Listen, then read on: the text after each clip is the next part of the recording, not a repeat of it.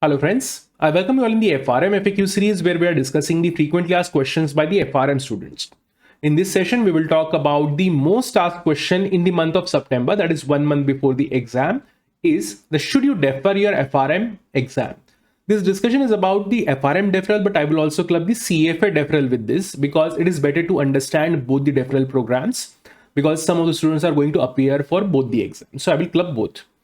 I'm Shashank Pandey. I'm faculty of FRM Part I and Part II at Falcon Edufin, where we provide the training and exam preparation guidance for the FRM and CFA and CA final students. So let's start our discussion.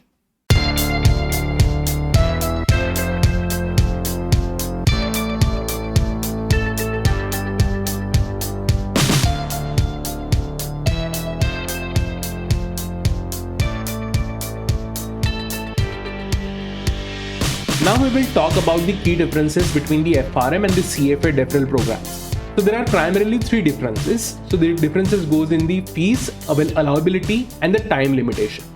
So first let's talk about the fees. The fees for the CFA exam is zero, that is deferral is zero, and FRM exam the deferral fees is the $200. Allowability condition, that is when you will be allowed to defer your exam. So for CFA, it is conditional. So you have to fulfill one of the conditions mentioned on their portal. So conditions are like in case of some illness, in case of death, in case of inability, like if you're unable to appear for the exam, or in the COVID times, there are some other conditions relating to the COVIDs are added, which you can read in detail. So I will link this particular condition details from the CFA website.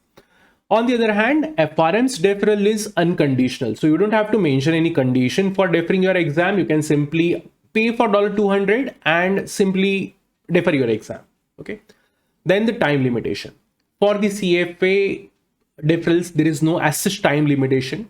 On the other hand, for FRM exam, you have to give the deferral request 1 month before the exam. So this is approximation 1 month before. So we are in the September now. And if assuming the year 2021, so if you want to defer your November exam, then you have to apply for the deferral by 30th September. So this is the key difference. Now, should you opt for it? For CFA, this particular thing is not applicable. So I will not guide you on should you opt for it, that is should you defer your CFA exam or not, because this is very conditional thing. Okay, so you have to either fulfill those conditions, and those conditions are like this where any person will defer their exam, right? On the other hand, for FRM, I will specifically say it depends. In my opinion, FRM's deferral program is very negative towards the student compared to the CFA program. So why I'm saying this is, so in CFA, say you fall sick just 2 days before the exam, or your like loved ones fall sick unfortunately just 1 or 2 days before the exam, then you have the remedy. You can apply for the deferral and CFA institute will allow for it. On the other hand, in FRM, you don't have that remedy. In case you fall sick just 1 or 2 days before the exam, then practically you can't do anything.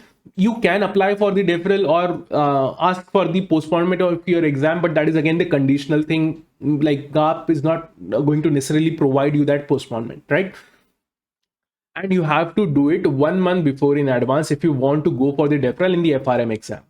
Now the problem with this is like this deferral is it creates the pressure on the students' preparation. Now see what happens, just 2 months before the exam, almost students, like majority of the students feel that they are not very well prepared. Okay. This is not one student's problem. This is a universal problem for every exam. I can say every exam. So because we're talking about the CFA exam, FRM exam here, so I will just specifically focus on the FRM exam. In case of the FRM exam, 2 months before, students feel like, okay, they are not able to prepare properly. Their preparation is half done. Only 50% of the preparation is done and they need more time for their preparation. Now, what happens is this particular month of September, they waste in thinking about should you defer the exam or not. And at the end, they end up deferring their exam. Now, remember one thing. Last 2 months of any exam are the most crucial months where you should be focusing completely on your preparation, and you need that 100% push, that full throttle to prepare for that exam. The actual preparation happens in the last 2 months only. Now, if you spend or waste these 2 months or at least this September month in thinking about should you defer or not and all like this, then it is going to cost you your exam.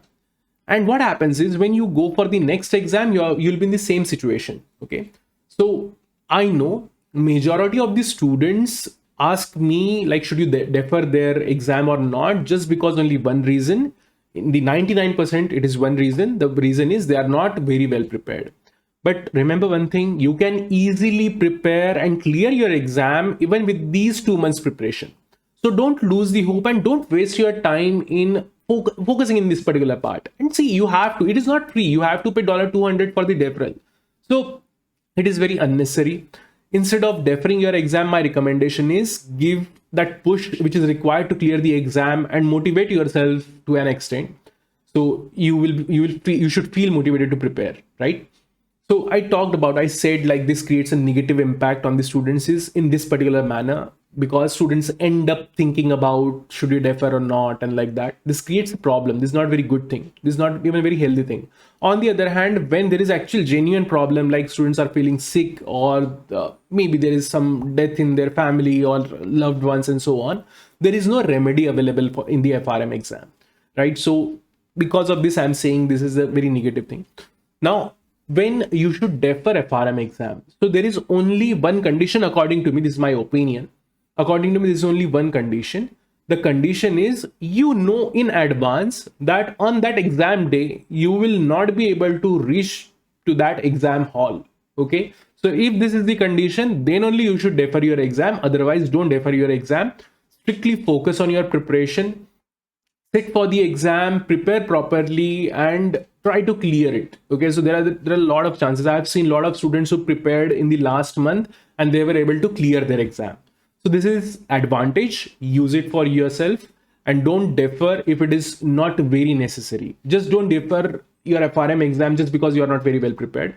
Instead, you can contact me and I will tell you like there are multiple ways to prepare for it. There are multiple ways to clear your exam in last 2 months preparation. Okay, so this is all about the key differences. So key differences and the opinion of mine. So the opinion is simple. Defer your exam if you are unable to reach to the exam center. Okay, I would like to add one more point to it. So if you are relocating to some other place from one city to another city or one country to another country, if this is the case and because of this you want to defer because you think that you registered for one particular center and you might not be able to reach to that center and because of your relocation. So my opinion is like first apply to GAP with the email, mail it to GAP. This is the situation. I want to change my location. And there are some options. If it is possible, GAP will definitely help you in that and appear for the FRM exam from that new location instead of your old location. So this is one more thing. So again, in simple terms, if you are unable to reach to the exam center, don't then defer your exam. And then in any other case, inability to prepare, or like you have different reasons for not appearing for the exam, don't defer it. Just go for it. It will be a very good experience for you. Okay. So that's all about the FRM deferrals. See you in the next video. Thank you very much.